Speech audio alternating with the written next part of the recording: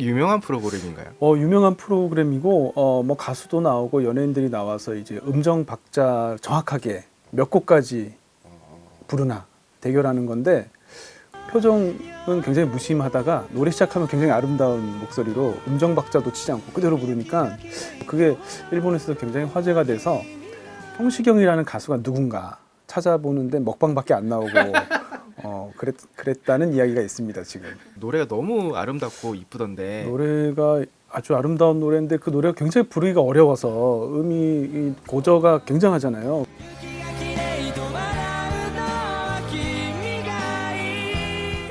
그래서 사실은 일본에서도 뭐 굉장히 흉내는 많이 내는데 가창력이 아주 좋은 가수들이 부르려고 하는데 쉽지 않은 노래인데 한국 가수가 아무렇지도 않게 너무 덤덤하게 그걸 부르니까 일본 사람들이 깜짝 놀랐던 거죠. 예. 한국에 대해서 일본 경제를 가르치고 또 연구하고 있는 이창민입니다. 반갑습니다. 한국과 일본이 문화적으로 많이 좀 친밀해져 가는 느낌이 좀 드는데 올해가 그 한일 국교 정상화가 60주년이었잖아요. 네네. 그런데 그동안 한일 경제 협력은 어떻게 진행됐나 문득 궁금해지더라고요. 예. 1965년 이후에 90년대까지 자기통, 자금협력, 기술협력, 통화협력 이렇게 한일의 경제협력의 형태가 이렇게 바뀌어 왔습니다. 그런데 2010년대가 되면 경제관계뿐만이 아니고 한일 관계 자체가 굉장히 악화되기 시작합니다. 잃어버린 한일관계 10년이라고 얘기하거든요. 이걸 한번 보시면 좋을 것 같은데요.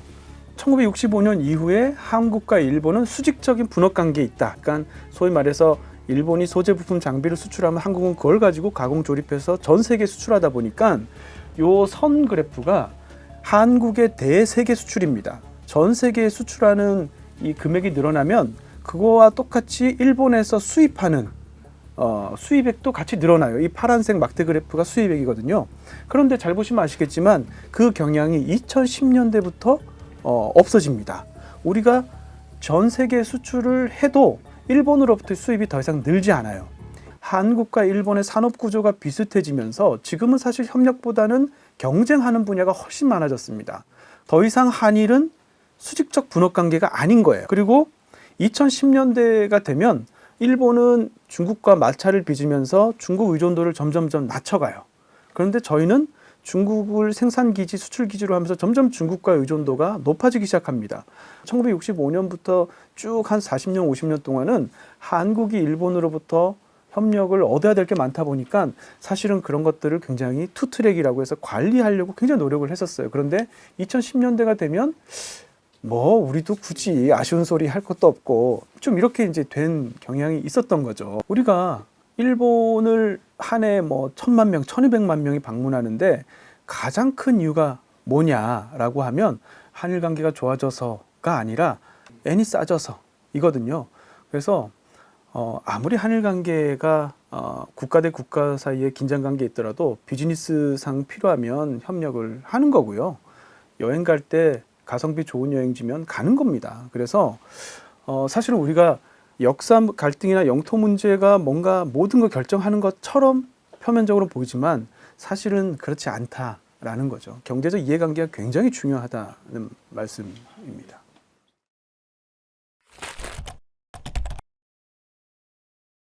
한일 간의 경제 협력이 소원해졌다가 지금 협력을 해야 하는 그 배경이 궁금해지는데요. 네, 2020년대가 되면 다시 상황이 좀 바뀝니다. 한국뿐만이 아니고 일본 입장에서도 서로가 서로의 도움이 좀 필요하게 된 상황으로 좀 바뀌었다는 거죠. 그래서 첫 번째는 지정학적, 지경학적 리스크 구조가 굉장히 많이 바뀌었다. 트럼프 대통령이 당선되고 나서 한 2017년부터 미중 패권 경쟁이 굉장히 노골화돼 가고 그러다가 우리 코로나19도 겪었고요. 그리고 최근에는 러시아 우크라이나 전쟁까지 겪으면서 예전처럼 공급망이 더 이상 싸고 효율성 좋은 데서 생산하는 게 다가 아니게 됐죠. 지금 공급망이 있어서 중요한 덕목은 안정성, 탄력성 이런 것들입니다. 돈이 좀 더 들더라도 안정적인 공급망을 구축하는 게 지금 각 나라의 가장 중요한 과제가 됐거든요. 그래서 그런 관점에서 보면 한국, 일본 두 나라 모두 에너지, 중요 물자, 식량 전부 다 해외에 의존하는 비율이 굉장히 높아요. 그래서 이렇게 해외 의존도가 높은 국가들은 공급망이 굉장히 취약할 수밖에 없습니다. 한국, 일본이 함께 가지고 있는 문제점이죠. 그런 점에 있어서는 사실 일본과 우리의 이해관계가 굉장히 일치하기 때문에 같이 뭔가를 도모해보고 할 수 있는 것들이 지금 굉장히 많다라는 게 하나 있고요. 두 번째는 중경국 연대의 필요성입니다. 이게 무슨 말이냐면 지금 우리 중일 갈등이 장기화되는 상황을 지켜보면서 일본은 사실은 미국이 공개적이고 뭔가 확실한 지지를 해주기를 바랬어요. 그런데 지금 상황이 약간 애매한 상황이 됐습니다. 트럼프 대통령이 시진핑 주석이랑 전화통화를 했죠. 그러고 나서 트럼프 대통령이 본인의 SNS에 뭐라고 올렸냐면 미국과 중국과의 관계는 굉장히 공고하고 4월 달에 자기가 베이징에 초청을 받았고 자기는 시 주석한테 국빈 방문을 요청했다. 굉장히 뜬금없게 트럼프와 시진핑의 브로맨스를 보여주는 듯한 발언을 오히려 했습니다. 일본 입장에서는 굉장히 황당하고 좀 고립감을 느낄 수밖에 없는 그런 상황인데 여기에 대해서 중국이 뭐라고 발표를 했냐면 트럼프 대통령은 대만 문제에 관해서 중국의 입장을 공감한다고 표현했다라고. 일본 입장에서는 굉장히 황당하기도 하고 서운했을 겁니다. 지금 일본 매체에 나오는 여러 가지 기사들이나 사설 컬럼들을 보면 굉장히 그 서운함을 토로하고 불안감을 토로하고 있거든요. 저는 여기서 두 가지 포인트에서 좀 깜짝 놀랐는데요. 일단 첫 번째 포인트는 전 세계에서 가장 견고하다고 하는 미일 동맹에 좀 실금이 가는 거 아닌가? 미국 입장에서는 사실 중국하고 관세 협상이 마무리된 게 아니기 때문에 또 중국은 가장 강력한 무기인 히토류 수출 규제라는 카드를 가지고 있어서 미국 입장에서는 사실 중국의 심기를 건드리고 싶지 않은 거죠.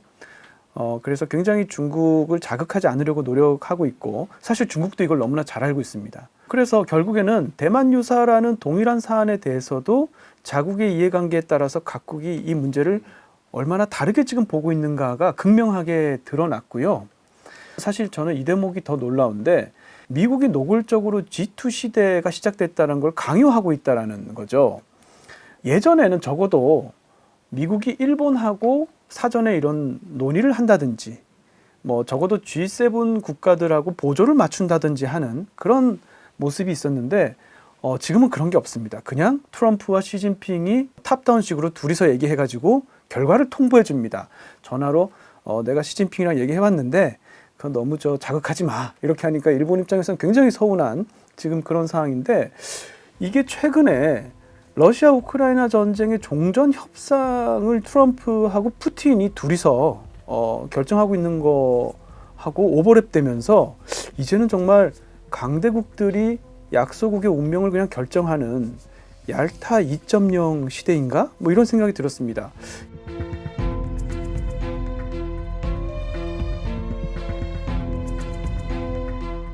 이 얄타 회담의 결과 유럽이 서방 진영과 공산 진영으로 나눠지게 되고 약소국들의 운명이 결정되는 거거든요. 그래서 결국 이런 식으로 강대국들이 자국의 어떤 이해관계나 강대국들끼리의 논리로 뭔가를 결정하려고 한다면 중경국 연대가 지금은 필요한 상황인 거죠. 사실은 예전에 일본한테 일본은 미들 파워니까 중경국이니까 우리랑 연대할 필요가 있다라 그러면 화냈습니다. 일본 사람들이. 아니 일본이 왜 중경국이냐 대국이지 주변 4대 강국 중에 하나가 우리 아니냐 그랬는데 지금은 미들 파워잖아요 이렇게 얘기하면 부인을 못합니다.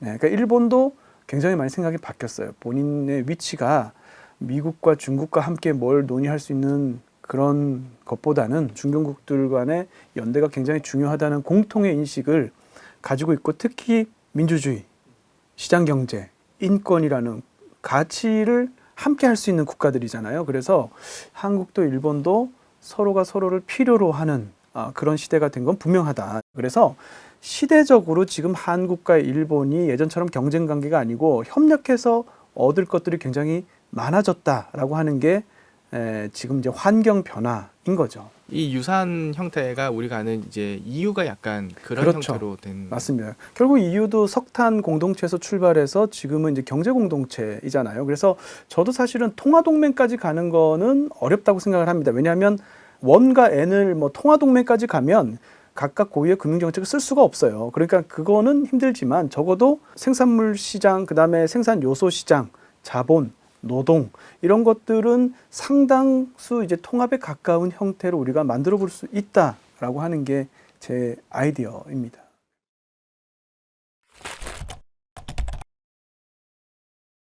일본과 협력하려면 여러 가지 넘어야 될 산이 있는데 구체적으로 어떤 게 있을까요? 사실 이게 제일 큰 문제인데요. 지금이 자유무역 시대가 아니고 경제안보 시대라는 점이 사실은 제일 큰 장애물입니다. 일본의 경제안보에는 크게 두 가지 개념이 있습니다. 하나는 전략적 불가결성이 있고요. 또 하나는 전략적 자율성이라는 개념이 있습니다. 전략적 불가결성은 쉽게 얘기해서 공격 무기입니다. 상대국의 초크 포인트를 파악하고 그걸 공격할 수 있는 게 우리가 가지고 있는 것 중에 뭐가 있지? 전략적 자율성은 상대가 우리를 공격했을 때 위험한 게 뭐가 있지? 이 두 가지를 갖추는 게 경제 안보의 핵심입니다. 그러면서 일본이 본인들이 가지고 있는 제품이나 물질 중에서 전략적 불가결성 뭐가 있을까 쫙 정리를 해봤어요. 굉장히 좋은 게 많이 있었습니다. 그 중에 대표적인 게 포토레지스트입니다. 이 포토레지스트는 뭐냐면 반도체나 디스플레이 제조할 때 미세 회로 패턴을 기판 이 웨이퍼 위에 이 색이잖아요. 그때 필요한 감광성 물질인데 이 포토레지스트 같은 경우에는 일본의 6대 화학회사가 전 세계의 70% 공급을 점유하고 있고요. 특히 그 최첨단 7나노 이하의 최첨단 반도체를 만드는 데 필요한 극자외선 공정에 필요한 포토레지스트는 95%를 일본 기업들이 공급합니다. 그러니까 지금 일본은요. 반도체를 만드는 거는 다 이제 한국이나 대만에 중국에 이렇게 넘겨줬지만 반도체를 그래서 만들 수는 없지만 반도체를 못 만들게 할 수는 있어요. 포토레지스트 수출만 안 하면 절대 첨단 반도체는 만들 수가 없습니다. 굉장히 큰 무기죠. 그래서 이걸 리스트를 딱 만들고 나서 보니까 테스트를 해봐야 되잖아요. 근데 이거 공격 무기를 써보기가 참 쉽지 않단 말이죠. 2019년에 일본이 경제적 강압 행위를 했습니다. 반도체 소재 3품목 수출 규제를 단행했죠. 先ほどの閣議において、輸出貿易管理令改正の閣議決定が行われました。 근데 이건 엄밀하게 말하면 이것도 수출 규제가 아닙니다. 규제한 적이 없어요. 잘 흐르던 강물에 댐을 짓고 수문도 만들었지만 수문을 닫지는 않았습니다. 그렇지만 언제든지 닫을 수 있는 체제를 만든 거죠. 그래서 통관할 때 조금 서류를 많이 내게 하고 하나하나 내가 심사할 거야 이렇게 한 겁니다. 우리나라에서 난리가 났죠. 이걸 바탕으로 나중에 2022년에 경제안전보장법이라는 걸 만들고 공격 무기와 방어 능력을 체계적으로 정리를 했습니다. 그 와중에 이번에 중일 갈등 문제가 불거진 거죠. 중국이 히토류 수출 규제할지도 몰라라는 이야기가 돌았습니다. 그런 얘기가 돌자 조금 있다가 일본이 포토레지스트를 수출 규제할지도 몰라 이런 얘기가 돌았습니다. 이 뉴스가 나온 거는 한국 언론들 그리고 일부 외신입니다. 그런데 이건 어디서 나왔느냐가 중요하지 않습니다. 중요한 건 중국이 히토류라는 공격 무기를 가지고 있고 일본은 그에 대항해서 포토레지스트라는 공격 무기를 가지고 있다는 걸 양국 정부가 너무나 잘 알고 있다는 게 중요합니다. 자유무역 시대라면 양국의 분쟁이 발생했을 때 어떻게 하죠? WTO에 제소를 합니다. 그리고 우리 누가 옳고 그른지 한번 판결을 받아보자. 근데 지금은 WTO가 기능하지 않습니다. 경제안보 시대 문제를 해결하는 방법은 나 이거 무기 가지고 있는데 그래? 나는 이거 가지고 있어. 이거 서로 피해가 크겠는데? 그냥 이 정도 선에서 그냥 적당히 양보해야 되겠다. 경제안보 시대는 사실 이런 식으로 양국 간의 관계가 결론이 나는 거죠. 근데 이제 문제는 아마 그런 생각 드셨을 겁니다. 아니 우리한테 경제적 강압 행위를 한 나라고 어떻게 협력을 할 수 있냐. 바로 그 지점이 경제협력을 어렵게 하는 요소라는 거예요. 그러니까 정서상의 문제가 아니고 제도상의 그런 문제가 생길 수 있다는 겁니다. 무슨 말이냐면 일본은 2022년 5월에 경제안전보장 추진법을 만들고요. 그해 12월에 12개의 특정 중요물자라는 걸 지정을 했습니다. 시장에 놔두면은 시장 실패가 발생해서 정부가 직접 관리하겠다는 겁니다. 이게 일본의 경제안보 초크포인트라는 거예요. 근데 우리가 주목해야 될 거는 이 중에서 전기통신 한번 볼까요? 이게 전기통신 분야에 지정된 기업들인데 여기 보시면 소프트뱅크하고 라인이 지정이 되어 있습니다. 소프트뱅크와 라인은 정부의 특별관리 대상 기업인 거예요. 이제는 아마 2024년에 소위 말하는 라인야오 사태의 정확한 실체가 보이실 거예요. 그런데 이 핵심 기업이 외국 기업인 네이버에게 자본적으로 기술적으로 얽혀있고 의존하는 구조라는 것은 일본 경제안보라는 관점에서 봤을 때 굉장히 불편한 사항인 거죠. 문제는 이러한 사안이 경제안보라는 시스템이 앞으로도 계속 이게 유지가 되기 때문에 방금 말씀드린 중요 물자와 관련된 AI나 반도체 관련의 어떤 협력을 할 때 결정적으로 경제 안보 취약한 어떤 그런 사안이 발생했을 때 한일의 경제 협력이 돌발 사태가 생길 수 있는, 그래서 사실은 이 문제가 한일 경제 협력에 있어서 우리가 해결해야 될 사실은 가장 큰 장애물 중에 하나다, 이렇게 볼 수 있겠습니다.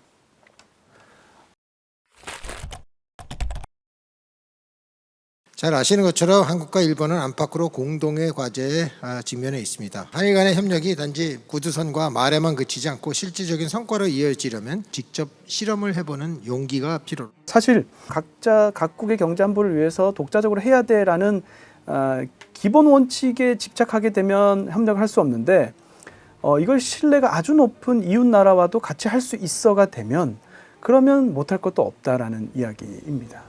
최근에 그 SK 최태원 회장님이 여러 곳에서 사실은 한일 경제 협력 내지는 한일 경제 공동체 구상안에 대해서 말씀을 하시잖아요. 저도 갔다 왔습니다만 지난 11월에 있었던 도쿄 포럼이라든지 저는 굉장히 일리가 있고, 우리가 들어보면 한일 양국이 얻을 게 굉장히 많은 제안들이다라고 생각을 합니다.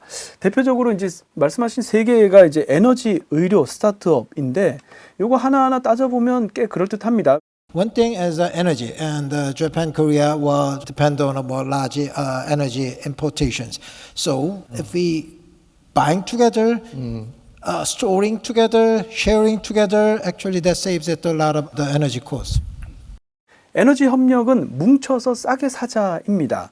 지금 이제 한국, 일본은 해외 의존도 굉장히 높기 때문에 에너지 대부분을 수입해야 되는데 이거 이렇게 하다 보니까 바게닝 파워가 굉장히 약해질 수밖에 없죠. 그래서 한일이 함께 공동 구매를 하게 되면 적어도 에너지 수입 단가를 낮출 수 있고요. 바게닝 파워가 높아지니까요. 그 다음에 인프라도 공유할 수 있습니다. 저장 시설 같은 경우에 지금 함께 공유하게 되면 양국이 중복 투자를 하는 일이 없어지고 또 한쪽이 남고 한쪽이 모자랄 수도 있잖아요. 그러면 서로 이제 융통해 줄 수도 있는 거죠. 이걸 우리가 카고 스왑이라고 하는데 이런 것들이 굉장히 비용을 낮춰주고 효율성을 올려줄 수 있습니다. 굉장히 실질적인 이득이 되고, 실제로 지금 한국과 일본 사이에 LNG는 이런 것들을 어느 정도 하고 있습니다. 그래서 앞으로는 이 LNG에서 하고 있는 거를 수소 암모니아 같은 청정 에너지로 그 스킴을 그대로 이동하면 청정 에너지에서도 할 수 있고요. 또 이걸 그대로 중요 광물에서도 할 수 있습니다. 또 더 나아가서는 식량도 부분적으로 가능한 부분이 있어요. 그래서 사실은 이제 공급망에 있어서 한일이 협력해서 사실은 할 수 있는 것들이 굉장히 많이 있고, 두 번째가 이제 의료, 특히 이제 고령 인프라 공유인데요. Second is the healthcare, aging society. So need that a lot of investment for the healthcare. 우리나라의 고령자분들이 일본의 어떤 요양시설이나 이런 것들을 자유롭게 이용할 수 있다든지, 또는 일본의 고령자들이 한국의 의료 서비스를 자유롭게 받을 수 있다든지, 이런 것들은 사실 보험이라든지 자격을 상호 인정만 해줘도 할 수 있는 영역이거든요. 시장이 굉장히 커지고, 그 다음에 일본이 그동안 이제 고령화 관련해서 굉장히 방대한 고령층의 데이터들이 쌓여 있습니다. 이런 것들을 한국은 또 AI 디지털 기술이 앞서 있으니까 새로운 그런 이제 솔루션들을 얼마든지 만들어낼 수 있고, 세 번째는 이 스타트업 협력이 하나의 핵심이 될 것 같은데요. Third is innovation. They try to bring that a lot of solutions, and if we combine with the startup market together and share that those social problem together and give them some kind of credit, this is kind of test market for the startup. So. 한국이나 일본이나 내수만 가지고는 더 이상 버틸 수가 없죠. 일본이 GDP 4조 달러고 한국이 한 2조 달러 돼서 요거 합치면 한 6조 달러의 시장이 만들어집니다. 그런데 미국이 사실 30조 달러의 엄청나게 큰 시장이고, 중국과 EU가 한 20조 달러 전후 되거든요. 세계에서 네 번째로 큰 시장이 만들어지는 거고요. 그리고 사실 한국, 일본 둘 다 선진국이기 때문에 1억 7천만 명의 고소득의 구매력이 굉장히 높은 그런 소비 시장이 만들어지는 거예요. 이거 자체가 기회가 될 수가 있습니다. 그래서 이렇게 시장 통합을 하게 되면 우리가 생각지 못한 비즈니스 찬스가 굉장히 많이 나타날 수가 있고, 그 스타트업 관련해서는 한일 스타트업이 국경 없이 투자를 양쪽에서 받을 수 있고, 또 비즈니스를 양국에서 다 전개할 수 있으면은 일단 굉장히 좋은 기회가 될 거고, 고령화, 환경 이런 것들, 이 과제를 해결하는 솔루션을 만들어낼 때마다 어떤 금전적 지원을 해주는 거죠. 그래서 이걸 사회성과 인센티브 제도를 도입하면 아마 양국의 스타트업 생태계가 훨씬 활성화될 것이다. 뭐 이런 게 이런 것들이 이제 최태원 회장님의 이제 아이디어이고, 이제 저는 100% 공감하고요. 여기에 더해서 제가 이제 개인적으로 좀 더 덧붙이고 싶은 거는 제일 중요한 협력이 이겁니다. 규범과 표준 협력. 네. 왜냐하면 지금 한일 기업들이 공동시장을 만드는 것도 중요해요. 그런데 더 나아가서는 공동시장뿐만이 아니고 밖으로 진출해서 제3세계 글로벌 사우스로 이제 한일 기업들이 진출을 해야 되는데, 그때 가장 필요한 게 규범이나 표준을 누가 선점할 거냐 이거든요. 사실은 이 규범, 표준을 선점하는 게 기술 경쟁의 첫걸음입니다. 그런데 한국 따로, 일본 따로 규범, 규격, 표준 만들어서 진출하면 아마 미국, 중국, EU와 표준 경쟁에서 다 패배하고 말 거예요. 그래서 한일이 먼저 이 부분에 대해서 표준을 통일하고, 가급적이면 미국하고도 함께해서 한미일이 만약에 규격, 표준을 통일해서 시장에 진출하면 시장 선점 효과가 굉장히 클 거라고 보고요. 두 번째는 한국과 일본이 저는 빨리 디지털 무역 협정을 맺어야 된다라고 주장을 합니다. 지금은 디지털 무역의 시대입니다. 한일이 앞으로 아마 디지털 교역 규모는 더 커질 거예요. 그런데 관련된 기업들의 어떤 비즈니스 리스크가 뭐냐면, 이게 되려면 한국과 일본 국경을 자유롭게 데이터가 넘나들 수 있어야 돼요. 또 그런 서버를 어느 특정 지역에 반드시 둬야 된다라는 그런 금지 규정 이런 게 없어야 됩니다. 그 다음에 소스 코드 공개 이런 것도 하면 안 돼요. 이런 걸 하려면 디지털 무역 협정을 맺어야 됩니다. 그래야 기업들이 양국에서 비즈니스를 자유롭게 할 수가 있습니다. 1년에도 엄청나게 많은 게 바뀌는데 빨리 할 수 있는 것부터 빨리 스피디하게 하는 게 중요하기 때문에 한일 디지털 무역 협정부터 맺고 할 수 있는 것부터 빨리 하자는 게 제 생각이라서, 이거 하면 한일이 기업들이 할 수 있는 어떤 시장이 굉장히 넓어질 거라고 저는 생각이 듭니다. 우리나라는 일단은 반도체가 굉장히 강한 나라이고, 일본은 말씀하신 이제 소재나 이런 것들도 굉장히 강하고, 결국 첨단 산업에 대한 한일 협력이 가장 제일 화두일 것 같은데, 한국도 일본도 이제 레거시 산업에서 협력하기는 어려워요. 오히려 경쟁 관계죠. 자동차든 철강이든 조선이든 경쟁 관계고, 사실 우리가 생각하는 협력은 첨단 산업, 신산업 협력입니다. 한국이나 일본이나 이제 소위 말하는 레거시 산업들, 조선, 자동차, 철강 이런 걸로 이제 미래 먹거리를 사실 만들어내기는 한계가 있어요. 결국에는 AI, 반도체, 양자, 바이오, 우주항공, 핵융합 이런 것들로 미래 먹거리를 만들어내야 되는데, 사실 우리가 AI 3대 강국이 되겠다고 얘기하지만 미국과 중국을 제외하고 나머지 3위권 국가 중에서 단독으로 이 모든 산업을 할 수 있는 나라는 사실 없습니다.